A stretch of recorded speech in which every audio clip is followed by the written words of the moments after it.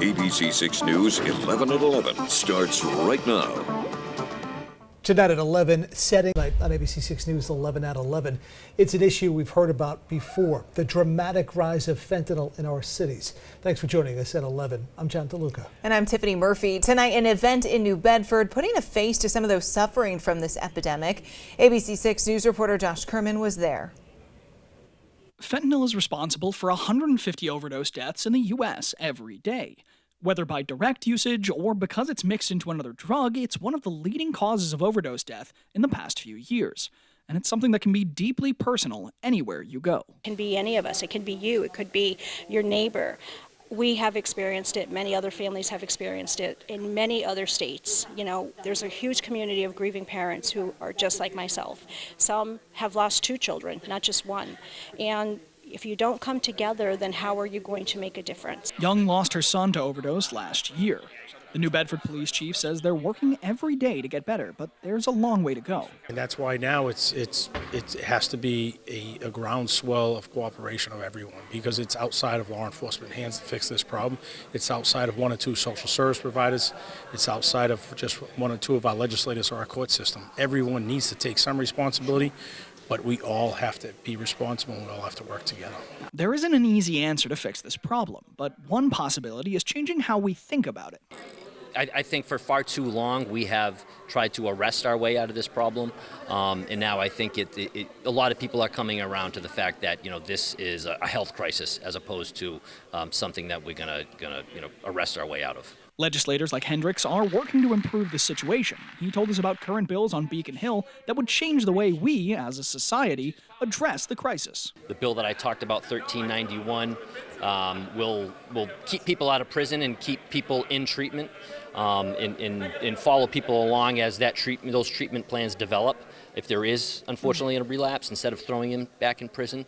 If you or someone you know is dealing with addiction, you can reach out to 1-800-662-4357 for local resources. In New Bedford, Josh Kerman, ABC 6 News. New tonight at 11 o'clock, tenants of an apartment building on Reynolds Street, New Bedford, getting help from the Red Cross at this hour after a fire there early this morning. The fire department says it was called there just before 5 a.m. There was a fire on one of the first floor apartments that was actually being renovated. Thankfully, no one was hurt. The cause of that fire, though, spontaneous combustion of polyethylene-based stain materials. The fire department says you should dispose of or store polyethylene in airtight metal containers outdoors and away from buildings. Well, we're also getting a look at how prospective firefighters in southeastern Massachusetts are training for that job. This video from the New Bedford Fire Department showing recruits at a training facility where fires are simulated. The recruits then go through different scenarios, including single room fires, rescues, and fires involving evacuation drills. Firefighters from New Bedford, Taunton, Somerset, and Lakeville taking part. We got a daytime look at the work that's being done atop the Rhode Island State House today. The Independent Man is now surrounded by scaffolding. Construction crews working there will eventually remove him from his perch for the first time in nearly 5 decades. Repair and preservation work needs to be done, and that's because the marble base supporting the Independent Man has started to separate. Well, as we told you yesterday, it has been a whirlwind first week in office for newly elected Rhode Island Congressman Gabe Amo. But now his local office is open.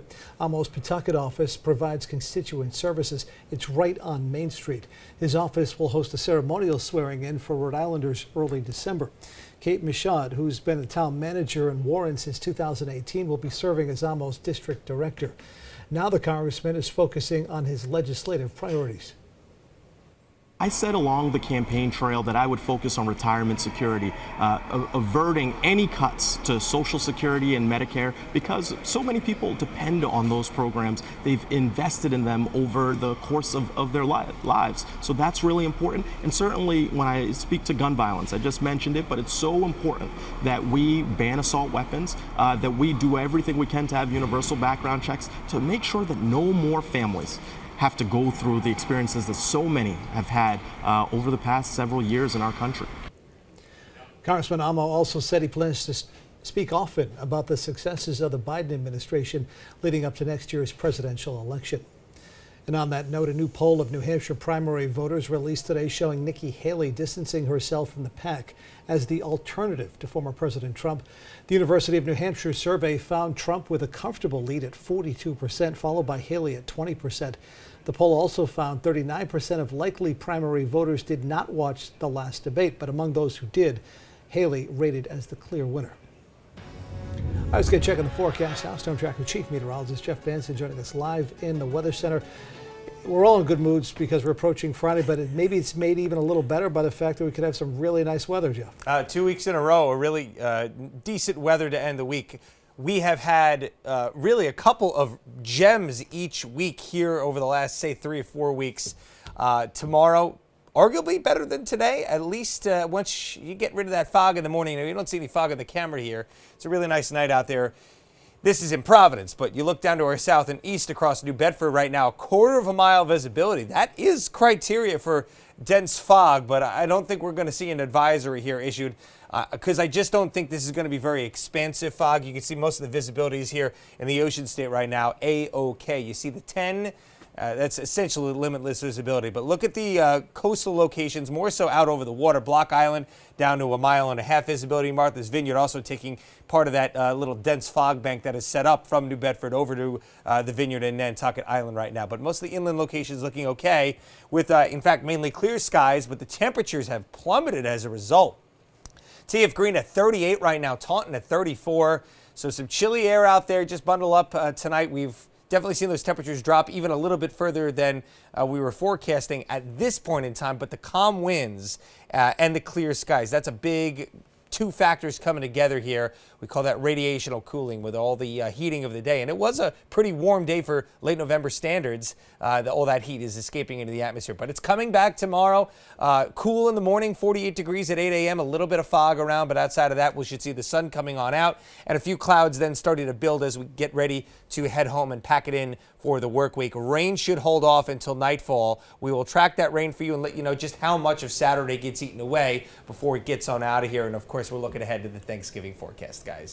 So if you plan to be out and about during that gem of a day that Jeff was just talking about, we want you to grab your phone and take video. All you have to do is download our Providence Now app and then upload that video so you can tell us what you are seeing in your neck of the woods where you are in southern New England.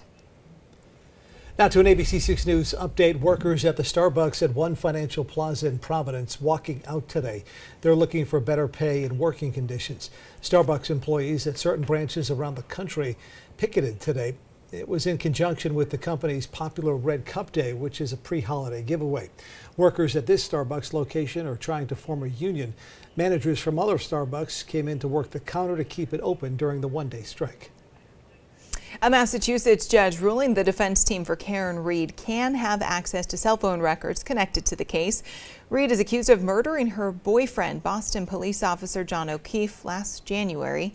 That ruling says Read's lawyers cannot access records from the homeowner where Keefe was found, but can see records from his sister-in-law from the day he was found.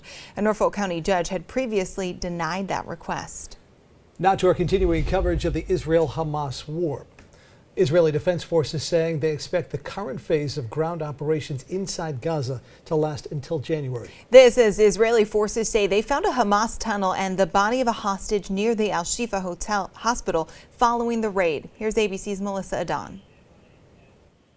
The Israeli Defense Forces releasing this video showing what they claim is a Hamas tunnel shaft at the Al-Shifa hospital, where Israel claims Hamas operates a command center underground and where thousands of people remain trapped with little food and water. We found a vehicle filled with ammunition, RPGs, AK-47s. We see handcuffs, knives, preparation for taking hostages from Israel. Israeli forces say they have found a body of a hostage near the hospital, a 65-year-old woman named Yehudit Weiss. No word on how or when she died. Sources tell ABC News a deal is underway by the U.S. and Qatar to free at least 50 of the more than 200 hostages being held in captivity by Hamas for more than 40 days. ABC World News anchor David Muir is speaking with U.S. Secretary of State Antony Blinken about the hostage deal. We've been working intensely on this from day one to try to bring hostages home. The less that I say, the better at this moment, because we don't want to jeopardize anything that we're doing to try to bring people home. All I can tell you is we're focused on this. Also discussing the United States' stance on a possible solution for Israel. We've been very clear that there can't be a reoccupation by Israel of Gaza, just as Gaza can't continue to be used as a platform to launch terrorist attacks. Have you told the Prime Minister that you don't agree with this? Yes, we have. The United Nations has adopted a resolution for humanitarian pauses in Gaza, reporting that 70% of southern Gaza has no access to clean water, and the Palestinian Telecommunications Group says all telecoms are down in the Gaza Strip. Melissa Adan, ABC News, Los Angeles. Still to come tonight on ABC 6 News at 11, meet the local group that is gathering enough food for 550 families, how they're making a real difference ahead of the Thanksgiving holiday. Plus, the Lieutenant Governor's office bringing back a popular program to share some holiday cheer with America's heroes. We'll hear from her on what it means to those who benefit. And a reminder, if you want to keep up with all the stories happening in our area, all you need is your phone. Search for the Now Local News app and keep up with our stories all day long. Download it today and join our growing local community. You're watching ABC 6, Southern New England's trusted news source.